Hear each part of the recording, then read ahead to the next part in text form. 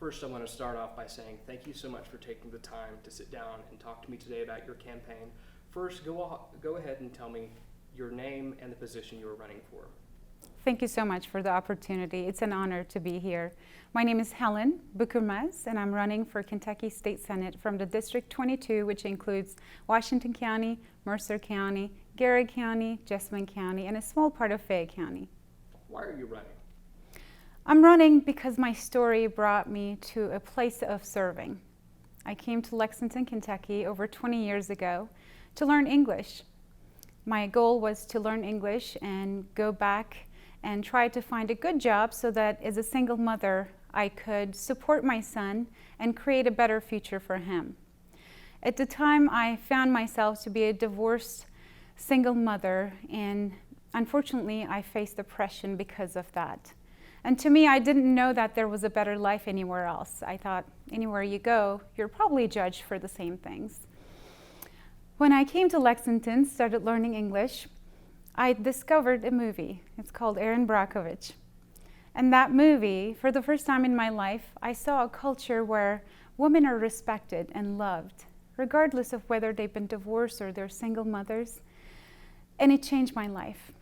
I felt I was born American in my heart. I need to do everything in my power to learn English and to serve the people of Kentucky because they have given me a second chance in life. Today I'm running because my hard work has been rewarded. I'm very grateful. Every day I wake up with gratitude and say, thank you, God. Thank you, Kentucky, for giving me a second chance in life. I raised my son here. He's now a doctor, graduate of University of Louisville's medical school. And I just think to myself, how can I give back? How can I show my gratitude to our beautiful country? For the last 10 years, I have been serving as an attorney who represents only the people, not the large corporations, but the people. Beyond that, I'm running because I have looked around and I have seen that although people are born in this country, they are not living their American dream. They are suffering from poverty, from addiction, and hopelessness. And with all the skills and all the blessings Kentucky has given me, I can do something about that. I'm also running because I'm tired of the partisan political games. I want to unite us. I want to remind all of us how blessed we are to live in this country. Tell me more about how your work as a lawyer has helped prepare you to run for this position. Absolutely. It's my honor. Sometimes I have to pinch myself to make sure that this is not just a dream, but it is. It's the American dream.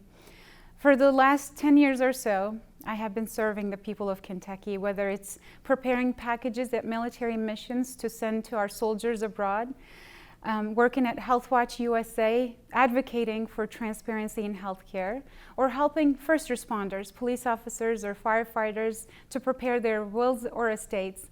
And I've been serving everybody. As a lawyer, I have been serving my clients when they need to protect their constitutional rights or civil liberties.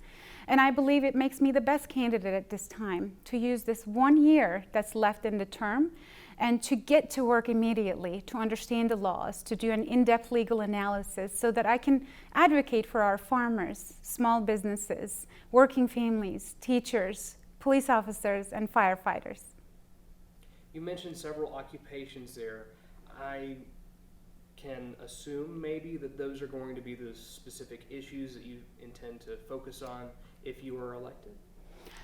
Regardless of my occupation, I'm bringing a skill set to the table through my advocacy work, through my legal work, and through my personality, who is very grateful. I will do anything, not everything, but my priorities are going to be to advocate for our farmers, for our business, small businesses and working people, because I see that they're struggling. Just a quick example, I have been talking to our farmers in our counties, and can you believe that a farmer who raises cattle has to sell their beef at $1.25 if they're lucky, which is then sold at $7 to $8 at big corporations and large markets, which means the same farmer who raises the beef cannot afford to buy it later. That has to change. We cannot drive our farmers out of financial existence. Same thing with small businesses. Same thing with teachers. Same thing with our people who are suffering addiction. We can do so many things. It just takes someone who cares about the people of Kentucky, and I certainly do, because I wake up with that gratitude every day. I'm ready for the challenge. About 50% of the state's budget goes towards education. You've mentioned working for teachers. Tell me what you want to focus on reforming as far as education goes if you were elected. Yes, that's a really good question. Thank you. And I always appreciate good research. So public education is very important to me. I myself am a product of public education. If it wasn't for it, I wouldn't come out of a small farm in the middle of nowhere and be blessed with my Kentucky and American dream here. I'm learning more, and I'm talking to our principals, superintendents, and teachers. Based on what I know, our teachers need help. They don't have enough money to buy supplies. Our school buses are not going everywhere. Their funding is being cut down. But beyond that, we need more trade schools, trade programs. So if our children don't want to go to college, or they cannot afford to go to college, they can still learn trades in high school. Technical education is a really big one too. I would like to make sure that we're properly funding technical education. And I'll tell you why. We're very blessed that Ford is coming to Kentucky, creating a lot of jobs.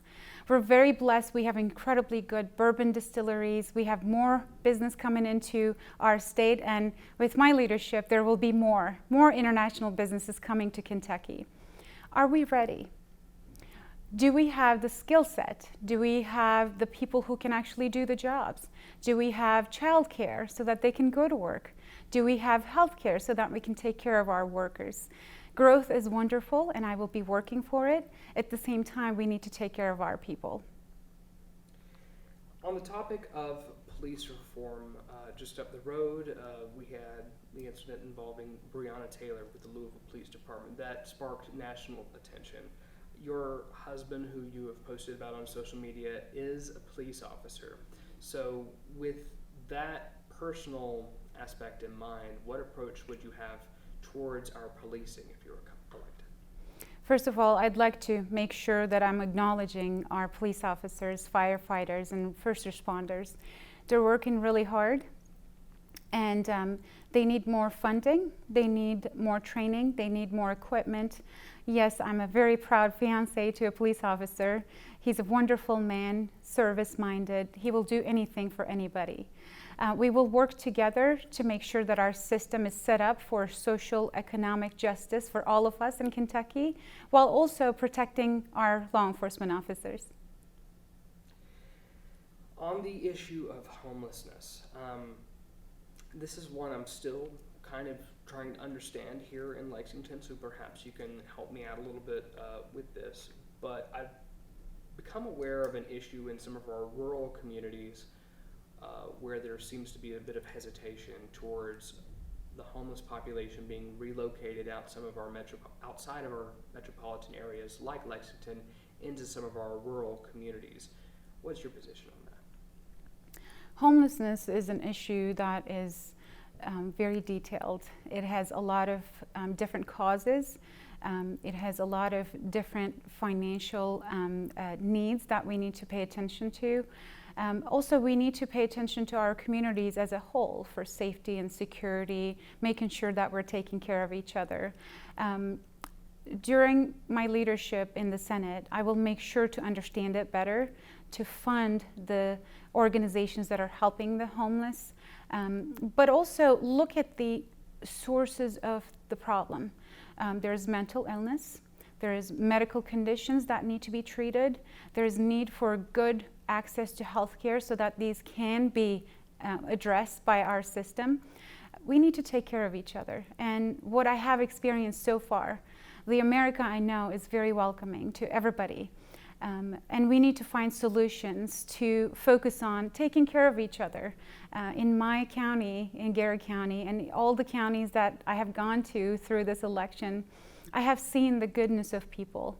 And this is regardless of whether they're Republican or Democrat or independent. People are good. Our people are good and sensible. I think they will work with us to find solutions for our homeless. Now, you are running as a Democrat. Yes. if elected, you would be entering a legislature that has a supermajority of the opposite party. With that in mind, how would you work with the Republican Party in order to achieve actual progress on getting something done in Frankfurt? That's a really good question, and I think I'm the best candidate for that. As a lawyer, I am the person who represents people and brings both sides together to find solutions. I also studied in England, and my topic there was negotiation and arbitration. I am equipped with the tools to go to both sides, understand the stories, listen to the stories, respect the stories, and then find ways to bring people together. My next American dream is unify Kentucky, and I can do that. And here is just one reason. I have been brought up by incredible people in Kentucky. I have been brought up as an attorney by Bob Sanders, who's an incredibly good trial attorney. I have been brought up by Justice Will T. Scott. He is my role model when it comes to bringing balance and understanding everybody.